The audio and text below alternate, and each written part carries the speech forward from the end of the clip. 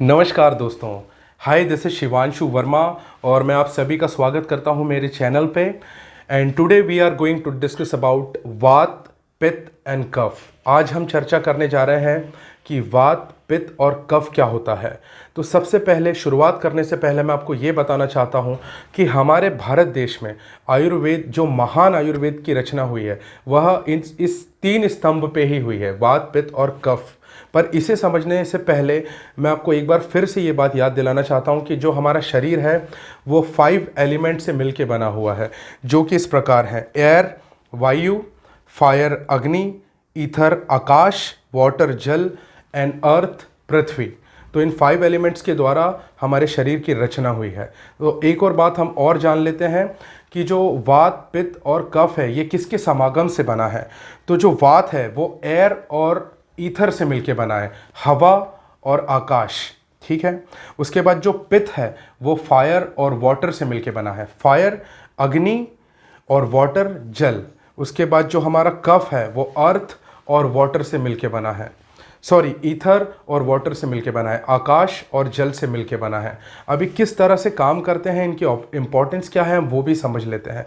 तो सबसे पहले मैं आपको ये बात बताना चाहता हूँ कि ये हमारे शरीर के किस अंग में, किस हिस्से में ज़्यादा एक्टिव होते हैं।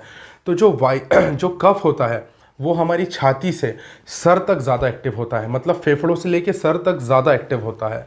उसके बाद में जो पित्त होता है वो हमारे छाती से नीचे पेट तक ज़्यादा एक्टिव होता है, मतलब हमारे पेट के हिस्से में ज़्यादा एक्टिव होता है।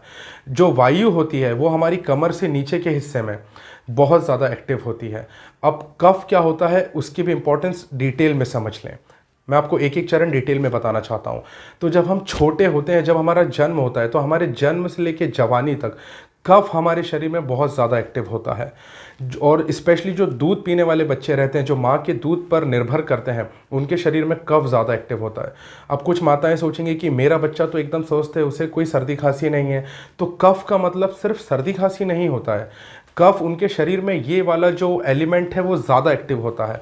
और जब कफ ज़्यादा एक्टिव होता है तो शरीर की ग्रोथ भी बहुत ज़्यादा होती है। आप पाएंगे कि जो ग्रोथ हमारी पैदा होने से लेके 15-16 साल तक होती है, उसके बाद हमारी वो ग्रोथ कभी जीवन में हो नहीं पाती है। तो इस तरह से कफ ज़्यादा एक्टिव होता है हमारे शरीर में बचपन में। उसके बाद आप एक चीज़ और नोटिस करेंगे कि बचपन में हमें सर्दी खांसी जैसी प्रॉब्लम्स ही ज़्यादा होती थी, ठीक है। उसके बाद जब हम जैसी जवान होते हैं और हमारी बॉडी में हार्मोनल चेंजेस होते हैं, तो हमारे शरीर में पित्त ज़्यादा एक्टिव होता है। पित्त जवानी से लेकर बुढ़ापे की शुरुआत तक ज़्यादा एक्टिव होता है। और पित्त क्या होता है उसे भी समझ लें। पित्त को हम एसिड भी बोलते हैं। पित्त के ज़्यादा एक्टिव होने से हमें जवानी में एसिडिटी, गैस और जी मचलाना, होंठ सूखना और इस तरह की प्रॉब्लम ज़्यादा होती है। जितने भी हमें पेट से जुड़ी हुई समस्याएं हैं, सब पित्त के कारण होती है। और जब हम बुढ़ापे में पहुंचते हैं, हमारा जब बुढ़ापा स्टार्ट होता है, ओल्ड एज स्टार्ट होती है, उस समय हमारे शरीर में वायु बहुत तेज़ होती है, वात बहुत तेज़ होती है, ज़्यादा मात्रा में होती है। तो आपने देखा होगा कि हमारे घर के जो बड़े बुज़ुर्ग होते हैं, ज़्यादातर उन्हें जोड़ों के दर्द या रीढ़ की हड्डी में कमर दर्द, इस तरह के जो शारीरिक दर्द हैं उनकी समस्या ज़्यादा उनके अंदर होती है, क्योंकि वायु का प्रेशर बढ़ने से जोड़ों के बीच में खिंचाव उत्पन्न होता है और खिंचाव के कारण दर्द की अनुभूति होती है। अब ये तो बात हुई कि इनके डिसबैलेंस होने से क्या प्रॉब्लम होती है। अब हम ये भी समझ लेते हैं कि इनकी इंपॉर्टेंस क्या होती है। तो सबसे पहले कफ को समझ लेते हैं। कफ का मतलब सिर्फ कफ नहीं होता है। कफ का सरलता से अगर हम बात करें तो कफ का मतलब होता है चिकनाहट। हमारे शरीर के अंदर जो चिकनाहट है, हमारी नसों में, हमारी बोन्स में, यहाँ तक कि हमारी जो बोन्स, जो हमारी हड्डियाँ हैं, जो हमारे जॉइंट्स हैं, घुटनों के, रीढ़ की हड्डियों के, उनके बीच में भी श्लेष्मा होती है। कफ को श्लेष्मा और चिकनाहट भी बोला जाता है। चिकनाहट के कारण हमारे हाथ पैरों के मूवमेंट्स, हमारी हड्डियों के अंदर घिसाव, घर्षण नहीं होता है, जिससे वो अच्छी तरह कार्य कर पाती हैं। और हमारे ब्लड के, शरीर के हर चीज़ के जो मूवमेंट होते हैं, पानी का मूवमेंट, इन सभी में चिकनाहट काम करती है। चिकनाहट के कारण वो आसानी से मूव कर पाते हैं। उसके बाद पित्त क्या काम करता है। पित्त के ये फायदे होते हैं कि पित्त खाना पचाने में, हमारे शरीर में अधिक कार्य करता है, खाना पचाने का कार्य, और हमारे माइंड को सिग्नल देता है पित्त कि हमें शरीर को भूख लग रही है या हमें प्यास लग रही है, ये सारे सिग्नल्स देना और उसका पाचन करना, ये सारे कार्य पित्त करता है।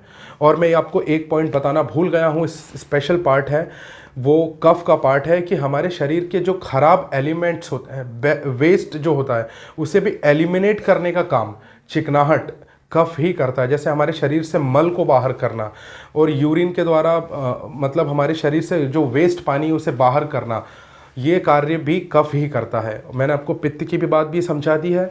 अब मैं आपको बताता हूँ वायु क्या कार्य करती है। तो वायु का इंग्लिश में सरल मतलब है मोशन।